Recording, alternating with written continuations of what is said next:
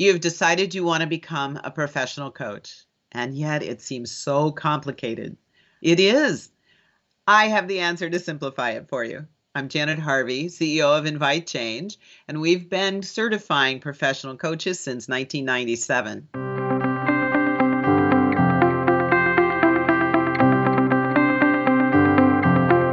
Now, you heard me say professional coach, and I did that because we have professional bodies that support the practice of coaching being effective and useful in the world.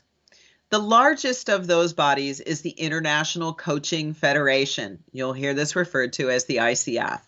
It operates in 144 countries with over 36,000 members. The next largest is the European Mentoring and Coaching Council, headquartered in Europe and operating primarily in Europe and to some degree in the Middle East, Africa, and Asia. Both of these bodies have joined together and established a global standard for ethical conduct. This is a distinction of a profession and something that a consumer wants to know. Is the person I'm hiring as my coach actually affiliated with a professional body? Is there a standard of ethical conduct? And have they been well trained? While there are other associations around the world, they are a bit more focused on specialty parts of the market, and it's very common that a professional coach would belong to more than one body. However, back to the ICF and the EMCC, one of the other things that they've done by their scale is establish standards by which we evidence that someone has been well trained, peer reviewed, and therefore you can assume that they will demonstrate coaching consistent with that framework of competencies and the body of knowledge that we refer to as professional coaching. Those structures are put in place, and providers of training must demonstrate that their curriculum will in fact transfer that capability. So they receive accreditation or recognition from the professional body to enable them to have you be trained through their school. This is where it gets a little confusing for people, because the first step is to get your training and earn the certification from that company. inviteCHANGE is an accredited coach training provider for the ICF, and we have been since 1997. If you came to our school, you would earn a Certified Professional Coach Designation. That makes you eligible then, once you've achieved client coaching hours, to apply to the ICF and earn the Global Credential Award at the appropriate level to your experience. Now, I won't go into that just yet, but here's the key, just to help you remember. You get training, you earn that company's certification, you are then eligible to apply for a credential award. That process is true for the ICF and for the EMCC. Over the years, I've met many people who have said to me, I've been coaching for 2 decades. Everybody I meet says I'm a natural coach, and I'm very delighted to serve and support people in being better. And that's fabulous. I encourage people to keep doing that. We all could use more optimism in the world. And yet, there is a rigor to being a professional coach.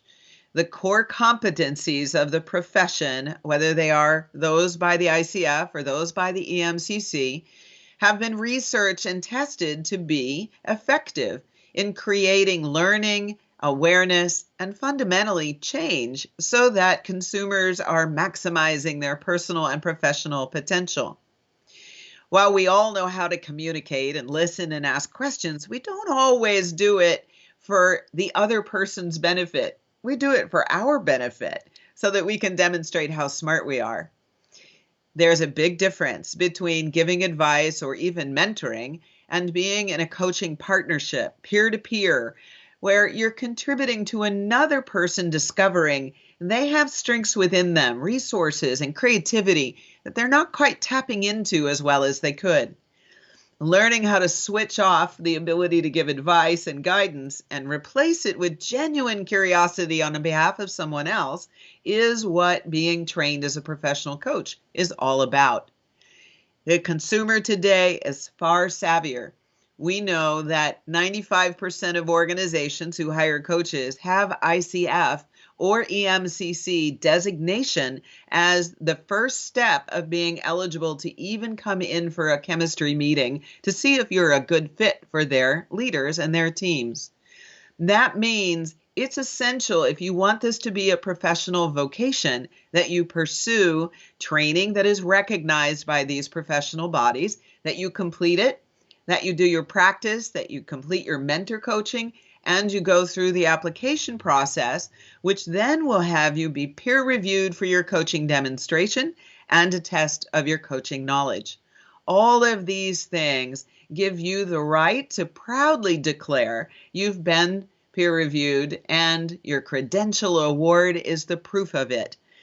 This has you stand out in the market as someone who is serious about this as a professional vocation, not just something you do on the side.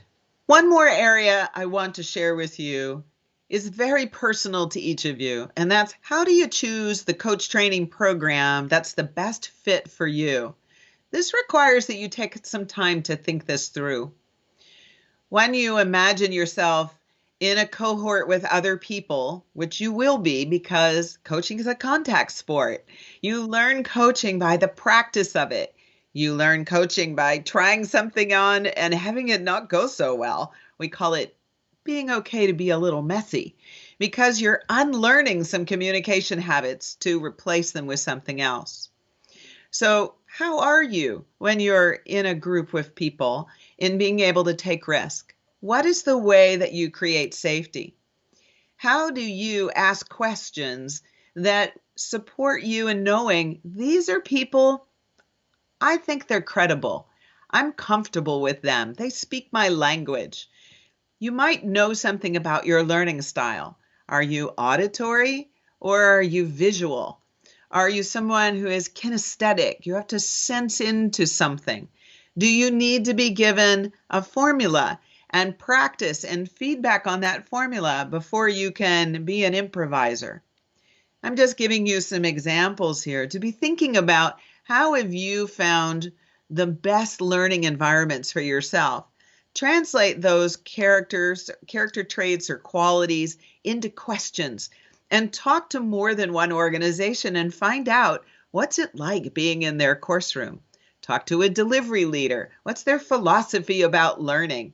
Speak to a graduate. What did they love most about the program? What did they struggle with?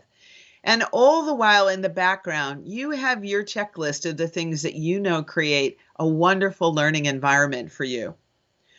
Almost all the programs around the world today offer both options of fully virtual, live with an instructor. Some part of it might be what's called asynchronous, a multisyllabic word that essentially means you're self-studying and then somebody's looking at your work afterwards.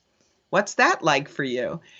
Would it be important for you to have more live time with your instructors? That information is important for you to find out, what will I experience moment to moment to moment in the program? What's my time commitment? And will it fit into your life? It's not just the time you spend in the course room, it's also the time outside of the course room, practicing with peers, doing some reading, maybe some homework assignments. And then you're going to, at some point, start building time with clients. So you want to be clear about how to set your life up to be able to absorb the impact of engaging in the coach certification journey. It is one of the most fulfilling and transformative things you will find you've done in your life.